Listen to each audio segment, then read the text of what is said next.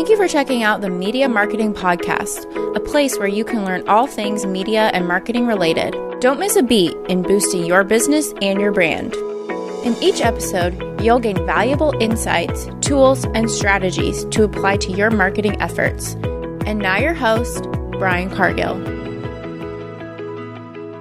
Heather, thank you so much for joining me on the Media Marketing Podcast. I'm going to read your intro here. Okay. Heather, I'm going to jump right in. Heather works with owners of small to mid-sized creative and marketing agencies who want to grow their firm in a healthy, sustainable manner. As a profit advisor, she helps them make sense of their financials,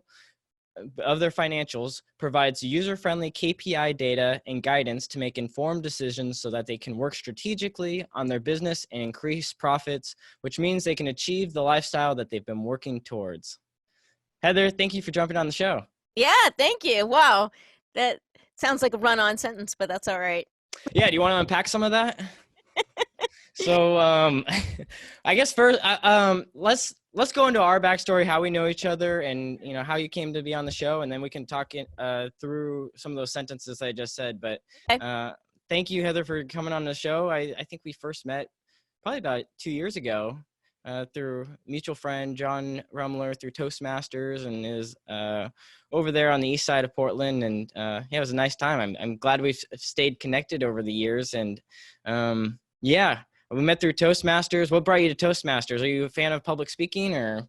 Yeah. So the reason why I joined Toastmasters to begin with was back in about 2009, 2010. I was volunteering with Amnesty International, and I was supposed to speak with different officials in the government and talk about like Guantanamo Bay and all these different really heavy subjects. And I was like, how am I going to do that? And so I thought, well, I need to learn a little bit about public speaking and feel more comfortable talking to these like scary officials in the government. And so I joined Portland Progressive Toastmasters, which was more bent on political issues. And from there, I grew my love of Toastmasters. So, so I started in 2010, and then I had to kind of take a break while I went back to school to study accounting and studying for my CPA exam. So I kind of went on hold for a little while with my career, but I started back up last year. Oh my goodness. Heather, you were pretty unique. You were already alluding to, you were speaking on some government politics, talking about doing the CPA, and then you also have a background in the creative industry. What drives you? I mean, at the end of the day, you seem like a person that's driven by curiosity, trying new things, and you're willing to say yes to a lot of these things that a lot of people would say, hey, that's too big of a challenge. I don't want to take that on. Yeah, well, so my first degree was in fashion design, and that was in the 80s. That was a 2-year degree, so it wasn't like I was real heavily committed, but I did work in the fashion industry, but found that I really loved business. And so I went back to school and studied advertising. And so I have a degree in advertising, but it's actually a business degree, and worked in market research for many years. And then when the big layoffs came, I was like, what am I going to do with my life? Do I want to stick in market research? And because I'm so, like you said, curious and I like to learn new things, I was like, well, I really liked my accounting classes when I was in business school. So I went back and got a degree in accounting.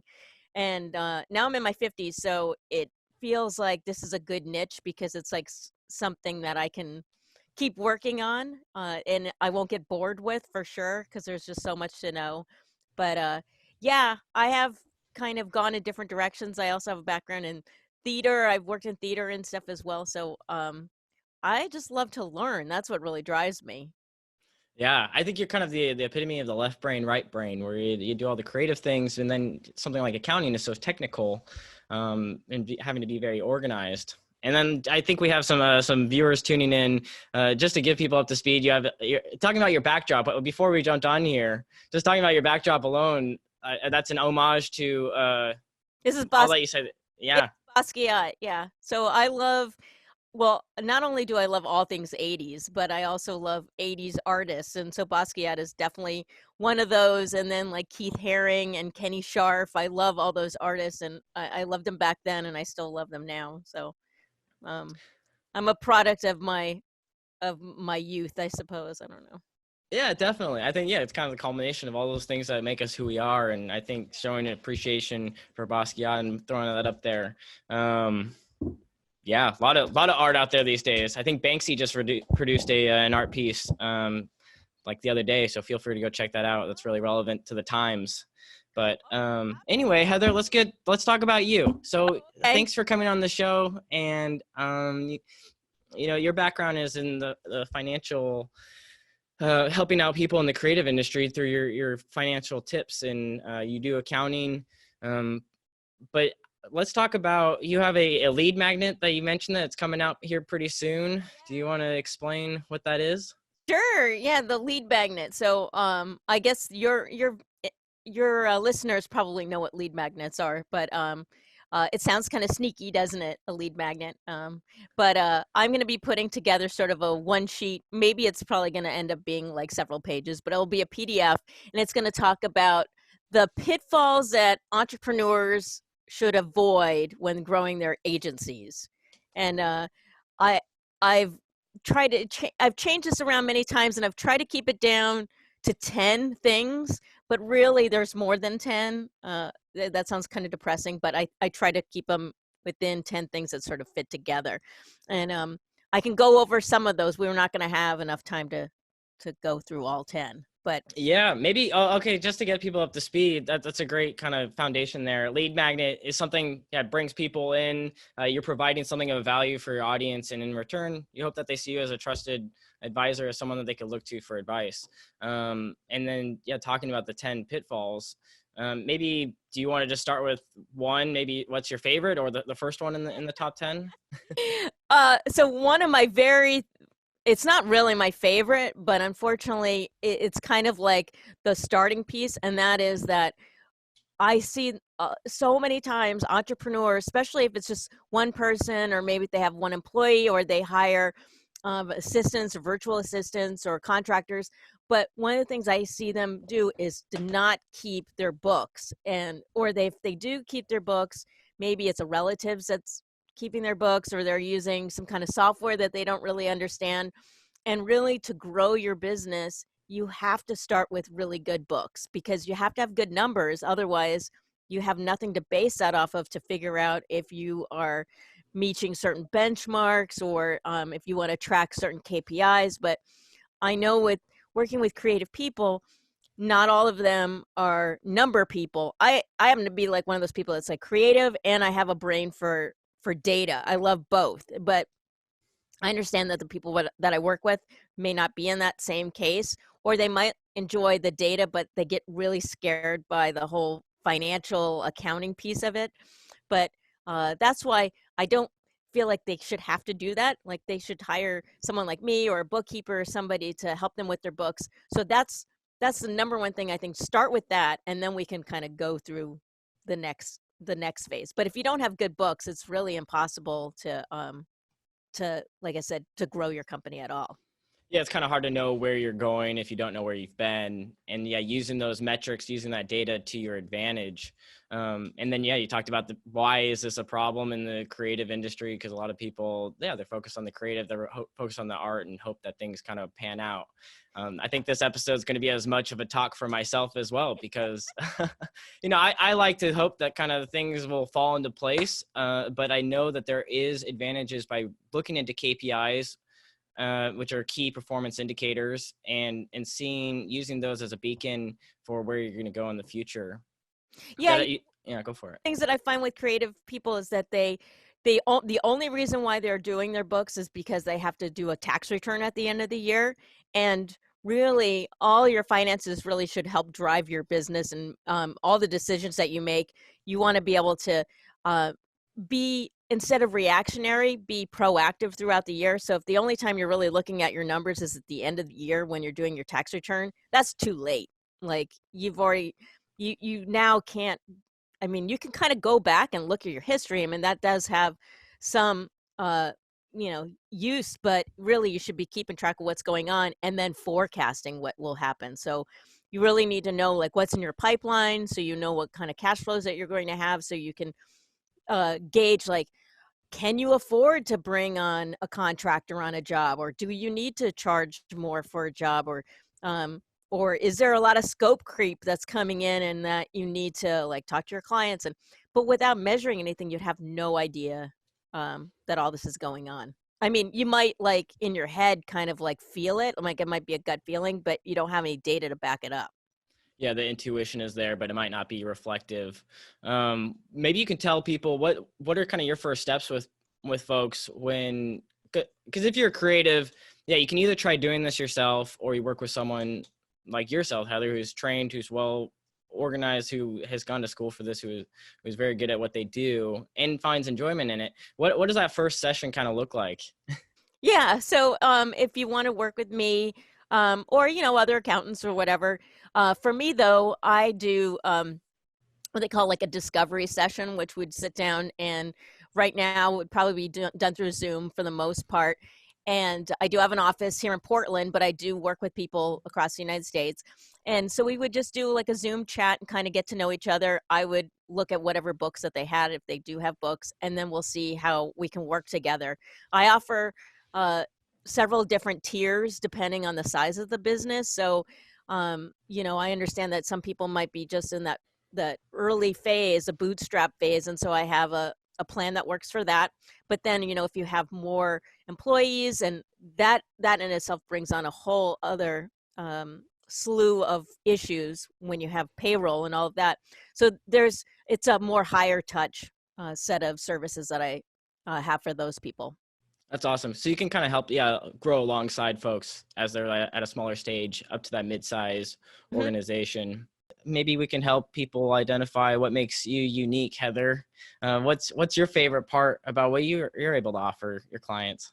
Well, I mean, I am definitely different and unique. So I'm not the typical boring accountant. I know that we are sort of stereotyped to be that like buttoned up, suit and tie kind of person, and I'm totally not that. When people meet me, they're like, "You're an accountant?" Like, what?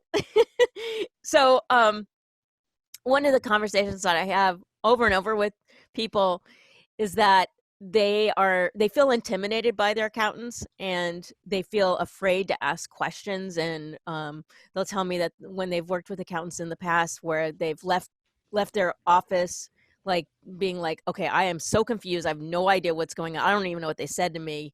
And it makes it so that clients are afraid to ask questions. And one of the big things that I think creative people have is they don't understand their numbers because they've never really been explained how do I even read a financial statement? I mean, it's confusing, and accountants use all kinds of jargon.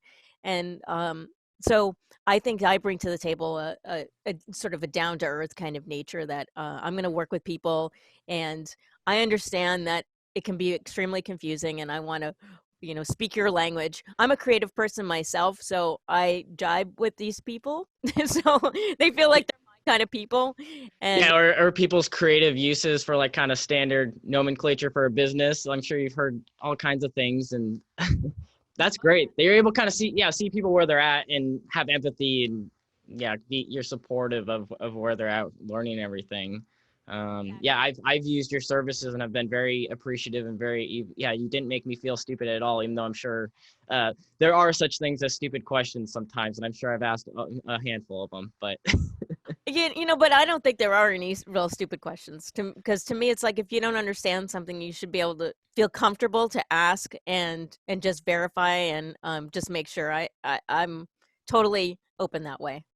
And just kind of get that clarity. Yeah, I can vouch for you too, that you made me feel, you empowered me. I think you walked away peace of mind and empowerment. So just going through your lead magnet, I know we're kind of bouncing all over this place. I feel a little bit like that painting, but I think that's what I like about these interviews, is you can kind of just jump around and get to learn about the person. And this has already been really fascinating, really interesting. But even just going through the top 10 list, the lead magnet, number one, you have not having enough cash and reserves as something that I think a lot of small businesses struggle with, especially you're seeing the ramifications of that right now. Exactly. Yeah. So just to be clear, some of the stuff that's on the list, we've actually kind of jumped to inadvertently, but that is actually, so after not having good books, this is the next really big thing, because unless you have enough money in reserves, you may not be in business for very long if something happens like a pandemic or even payroll. You could have a lack of something in your lack of jobs coming in. You might have accounts receivable that people have not paid. There's all kinds of reasons why, rent increase or whatever it is. You want to have cash on hand. And when I say cash, I mean like not inventory, not accounts receivable. I'm not talking about having credit cards and a line of credit. You need hard cash. You need Cash is king. Yeah. some cash in the bank. And really, you need to have at least 3 to 6 months worth of cash. And when I say that, that's like based on your expenses. So if you had fixed expenses, if you still had to pay people payroll and you had no revenue coming in, 3 to 6 months. So you want to look at all your big expenses. Another big expense besides like rent, payroll now is software, because everyone has to pay monthly fees for all their software. So, just kind of looking at all the things that you spend money on each month and just try to set aside 3 to 6 months. And you can also look at your revenue as well as a gauge, and that's like 10 to 30% of your revenue for the year you'd want to have set aside in the bank. So you can kind of use those two gauges. A big thank you to our sponsors over at songtub.com. That's right, song or music and a tub, like a bath, but more fun to say. Tub. Anyway, you can check out Songtub's website for any of your music needs. In fact, the song playing in the background right now is from Songtub.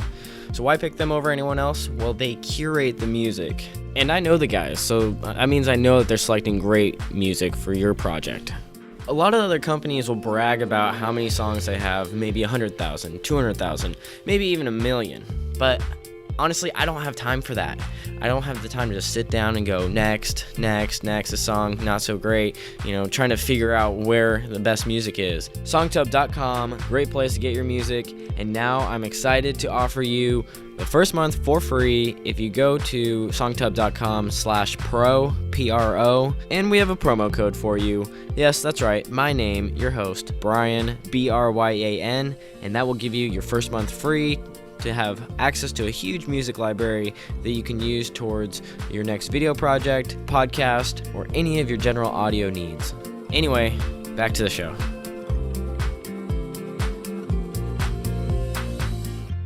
Okay, that's really helpful for folks. And right now we might be at a stage where people are trying to start building up that reserve again. Maybe they've wiped out their reserve during this time.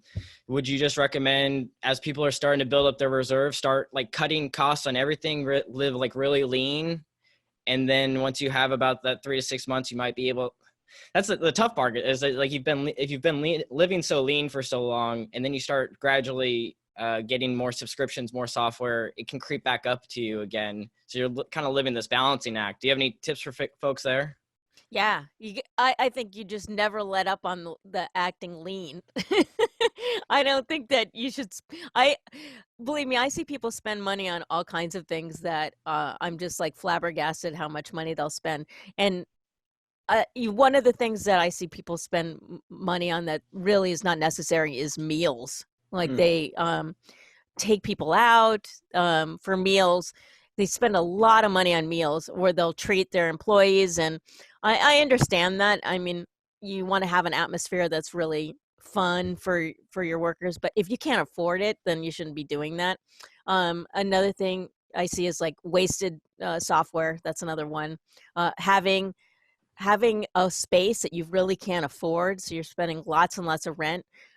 One of the nice things about, I guess, the whole COVID thing, if you could say nice things about it, is that people are working from home. And I think that companies are now seeing like, wow, we can actually utilize this in our own business, where it's like, we don't have to have a fancy space that we rent. We can save money on rent and have people work from home.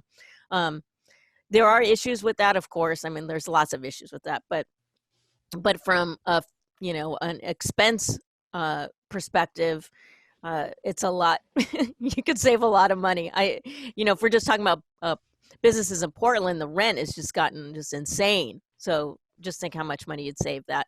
I mean, you could probably save your 3 to 6 months pretty quickly if you didn't have to pay rent. Another thing would be, as sad as this is, maybe you have to lay somebody off. If you really can't afford to have all of your employees.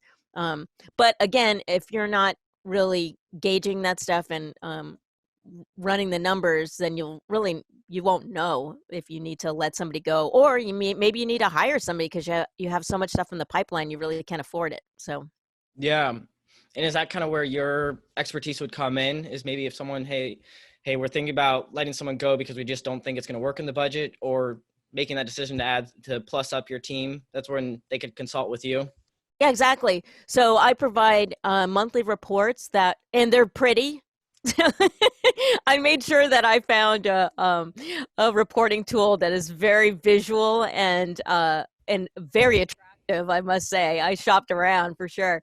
And but yeah, so I can do all kinds of forecasting, which will look to see, like, can you afford, we can do scenarios where we can figure out, like, put in, like, okay, if you hired this person, if you got these jobs in, what's that going to look like? And so it's just it's wonderful with the new technology that I can provide those types of things on a monthly basis. Yeah. Yeah, I think that's great. And I don't know, just for the sake of, because I'm with another creative person, just talking about how visual charting is, I think, important, especially in the creative industry. Being able to visually see any kind of data makes a world of difference. Yeah, it's amazing. Like, I mean, especially, years ago, to do all this analysis with dashboards and all of that required, lots of pieces of technology, Excel spreadsheets and stuff. And so I'm able to connect with people's QuickBooks files. If they use Xero, I can connect with that as well. And then run the data that way. And then also I can integrate non-financial data by exporting it from their software. So if it was like some kind of time tracking software or whatever, I can export that into Excel and then integrate that in with my other reporting. And so we can look at KPIs that are financial and non-financial KPIs. That's awesome. That's great. I think a lot of people probably perked up at that because, beyond the financial, if they have other information that they're tracking, cross-laying that with what they already have out there is meaningful and actually really helpful for organizations. Yeah. You mentioned some of these on these softwares that people are already, accustomed to using. Sounds like you're pretty well versed. I know for myself, you've used FreshBooks too is another, but I think you're leaning towards QuickBooks and Xero because of the functionality that those programs provide. Yeah, exactly. And I mean, they're just more robust. I mean, I'm not affiliated with any of these software companies, but it's my preference. It's just, you could just do a lot more with them. Yeah. Just jumping around on this top 10, skipping number 2, but going to number 3, I think is kind of interesting and something I think a lot of small business owners struggle with, especially as you first start making money and you want to reinvest. But that number 3 tip is not paying themselves enough as small business owners. So you have some stats here. Do you want to kind of talk about that tip? Yeah. So the one that you skipped over, though, too, is not setting enough money aside for taxes. Like the one that nobody wants to talk about. No one ever talks about that until like March, right? When April 15th starts getting closer is when you start hearing about taxes a little more. Yeah. So, okay. So now let's jump into the third one, which is setting aside enough money for yourself. So here's the thing. Entrepreneurs, they're notorious. It doesn't matter what industry. Entrepreneurs are notorious for not paying themselves enough. They pay their vendors, they pay their contractors first, but then they don't have anything left over for themselves. And granted, when you go to do your taxes, you want to have the lower income as, the lowest income as possible, so you pay the least amount of taxes. But really, you want to be getting money out of your business. So what you should try to do is pay yourself first. So before everything else, if you can take at least 30 to 50% of your gross revenue, that is what you want to try to do. Now, depending on, if you've got employees, if you're an S corp. I mean, there's all these different things that will play into that. So this isn't just like a set thing, but just if it's just you, solo entrepreneur, you really want to be trying to get 50% of your gross profit. So I know that's really tough, but Yeah. so what happens? It gets closer. Yeah. So what you want to try to do is pay yourself first, and then whatever's left over, then take a portion of that out for taxes, and then the rest is what your expenses should be. So if your expenses are more than that, then you're actually spending way too much on expenses. Yeah, and I think that you had a sentence or a nugget that I've heard a lot and throughout time is paying yourself first, and that's still especially true in a business as well. Oh yeah, you want to pay yourself first. So, if you're just a solo entrepreneur, that would be a draw from the company, but you can do it like just set the money aside for yourself, put it in another bank account, however you have to do it. There's a method called profit first, and I also can implement a profit first. I'm not a profit first advisor, so I can't say I'm going to do profit first in your business, but I mean, I do offer those types of services as well. But so the idea is you pay yourself first, and then in profit first, you're going to put it into a separate bank account. I just think it doesn't matter to me if you put in a separate bank account or whatever, just pay yourself first. Yeah. And thank you, Heather. Yeah. And for people that are tuning in, I'm here with Heather Zeitzwolfe from Zeitzwolfe Accounting on the Media Marketing Podcast, your host, Brian Cargill. And Heather, I guess we could come back to the list in a little bit, but just talking about maybe, I think what gets people really excited is like your passion for maybe the creative industry. What do you think brings you over to the agencies? What's the draw there? What makes the creative industry different than a lot of the other industries out there? Yeah. So, well, for one thing, I'm a creative person. So to me, it's like I talked about, these are more my people for sure. And I love working with service-based businesses. I'm not really a fan of inventory. So, nor working with banks or that sort of thing. And so this just seemed like the perfect niche for me. Like I was mentioning, I have a degree in advertising. And so to me, this is just like the perfect niche. And what's different is that you have this sort of dynamic of these really creative people that have usually a real strong passion for being creative, and they want to bring that passion into a business. And a lot of them are very visionary entrepreneurs. And so it's just a more exciting niche to be in. Yeah, it's easier for them to get creative and visualize the future, right? Yeah. But unfortunately, one of the things that's on my list, though, is like not having a clear vision. So I should probably explain. Yeah, let's talk about that. I saw that I think that's coming up here pretty soon, but yeah, I would love to hear not having a clear vision. Because if you don't have one, you're kind of drifting out there in the ocean, right? Yeah. So I think what happens is creative people do have big ideas, but they don't have it like set down in paper, like, okay, what is it really that they want? Like maybe they think like, oh, I want a cool office. I want to have a team of people, but they don't really know like 10 years from now, 5 years from now, really what they want.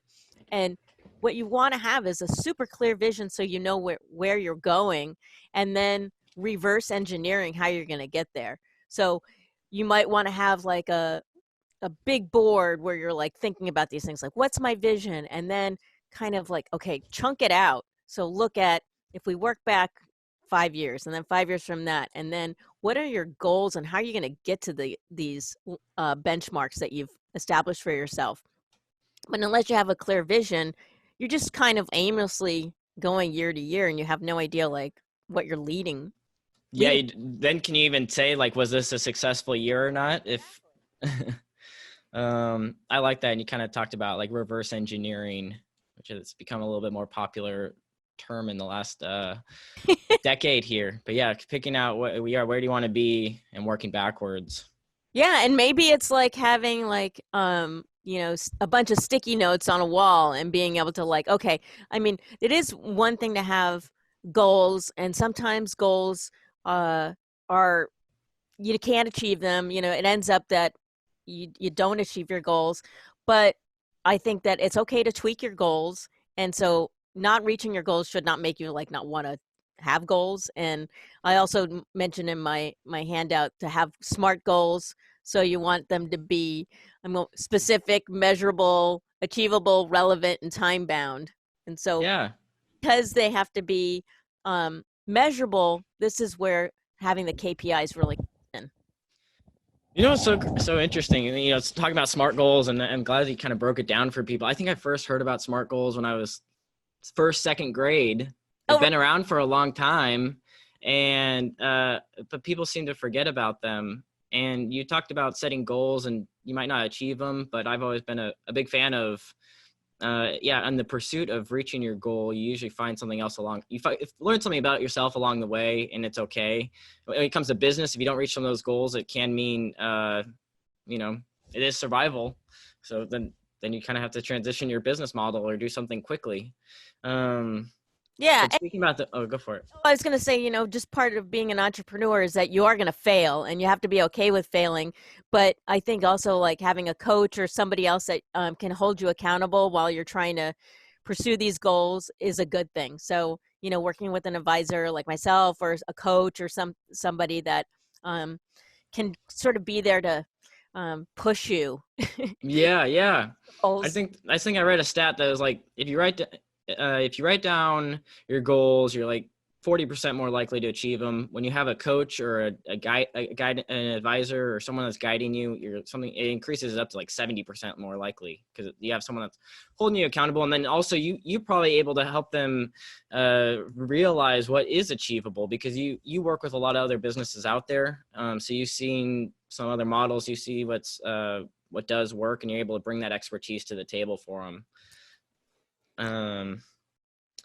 Heather, I don't know, we haven't talked about this, and I put it down in my notes, but there a while ago you were the vegan accountant in Portland. Yeah. Are you still the vegan accountant? Oh yeah. So the vegan CPA, yeah, definitely. I love to help vegans. So I'm wearing a vegan shirt right now, but you know what? It actually has a toothpaste stain on it. Oh, maybe I can. Oh, nice. Vegan. Yeah.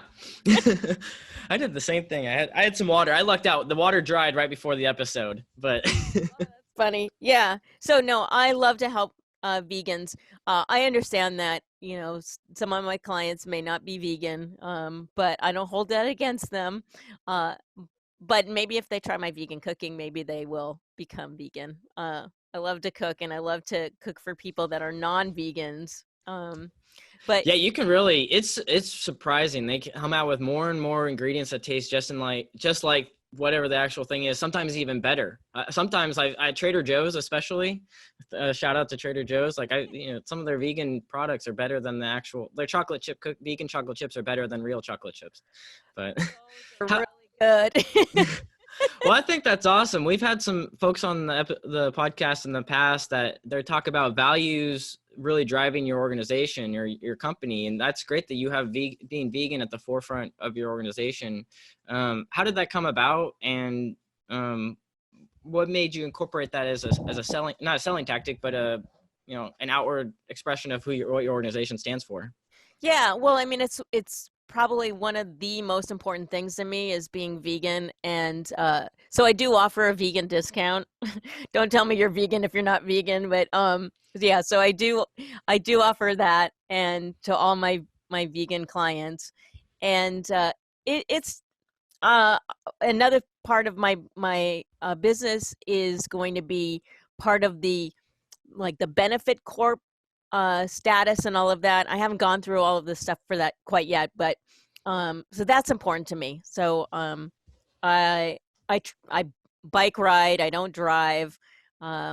I do practically everything is virtual, so I don't print out a lot of paper. And I try to be as environmentally friendly as possible with my work and my life. And so it's an important thing to me. Plus, I love being around vegans. Yeah, I think that's awesome. Finding out ways that organizations can be a little bit more proactive about what kind of imprint are they leaving on the world, what kind of fossil fuels. I think that's great. So I think when we met up, you biked either walked to that location. And I think that's so great. Portland is trying to become more and more of a biking city. A cactus knows how to survive. It can endure scorching heat, limited rainfall, and defends itself against critters daily.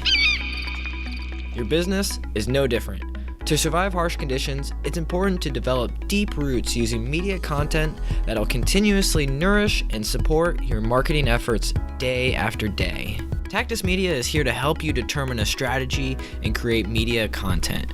Together, let's map out the next sequence of videos, podcasts, and social media to help your business thrive. Work with Tactus Media, media tactics that stick. Ouch! Visit tactusmedia.com to learn more. Well, Heather, I think that's awesome. And talking about organizations, they don't need to be vegan per se to work with you, but it's always great if they are. And I definitely feel like you didn't like push any of your the vegan ideals on me. I've tried to be vegan.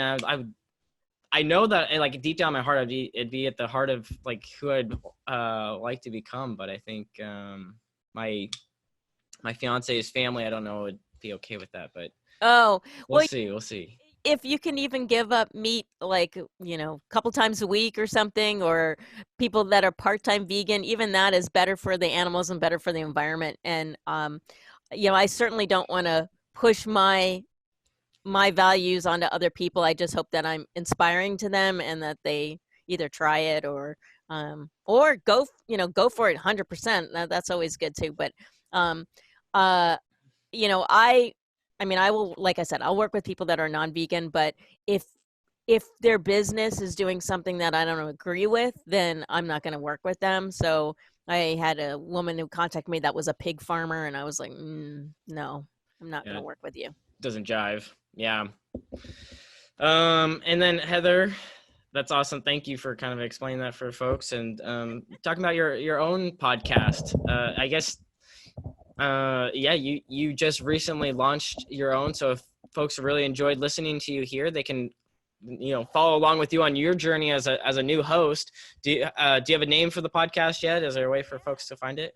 Yeah, so it's going to be called Get the Balance Right, and I just made a logo for it this weekend, and it will be released at the end of this month, and there's going to be 3 episodes all together. So, and I'm gonna use Buzzsprout. I don't have any affiliation with them. That's just the host that I'm gonna use. So hopefully it'll be available on all platforms. Yeah, definitely. I've heard good things about them, and that's great. You're gonna do so at the end of June. I keep saying folks. I don't know why I keep saying that. Am I from the East Coast or something? But people are gonna be able to go on and find your podcast at the end of the month. That's great, and I like that you're gonna be releasing them all at once. And Buzzsprout, I've heard good things about it. It's just a good platform that can integrate well with your website, and I think it should go out on iTunes as well through Buzzsprout. But okay, maybe we can go through one more tip, and maybe we can talk about what's the one thing that entrepreneurs can do to increase their business. But just for the sake of the episode, what's one last tip from the top 10 do you think we should cover? This is probably not a very fun one, but it's really important, is to put some processes in place. I know that people hate processes, but it really can help you be more efficient in the work that you do, especially if you've got a creative firm and you have new hires, and you want people to you want to have good utilization and all of this, and really you have to have a process and recording those processes. And now with video, though, it makes it so much easier to record processes, because you don't have to do like boring flow charts and all that stuff. You can actually just record a video of all the steps to do, and it really does help new hires to get on board a lot quicker. That's interesting. So maybe explain that a little bit more. So like just record what your day-to-day activities, or how to use a software, and then just share that video training with new hires. Is that what you're saying? Yeah, you can do that too. So like anything that you do, everybody should do it the same process. Like, I mean, if you come up with a good way of doing something, new hires shouldn't be like coming up with their own method of doing something. If you know the best way that's most efficient to do it, then you should have some sort of process. And if it's, I've just found that, if it's written down, people probably just put it in a log and then put it on a shelf and they never look at it. But with video, it's a great way to train new people, and at least it's engaging, and you can pause it and watch somebody do a task. And, most stuff is done on a computer anyway, so you can just do a video of it. Yeah, that's awesome. I'm always a big fan of video. I think, it is engaging. You can do voiceover, and you can talk to the audience, and really slow it down. Because sometimes if you just have like a flat sheet with the instructions, sometimes they miss like a little detail that takes you from one instruction to the next. So the video, you're able to really just see that in real time and, like I said, pause it. Yeah. Are there any other processes? I guess maybe processes for working with clients, processes internally. What are some of the things that you do? Any other big processes that stand out for you? Well, for me, I don't have the type of company that would utilize this because it's just me. But I've heard really good things about Zapier, which is a software that I don't really know too much about Zapier, so maybe I shouldn't be talking about it. But it sounds really awesome because it will you can take different processes that you do and it automates certain things.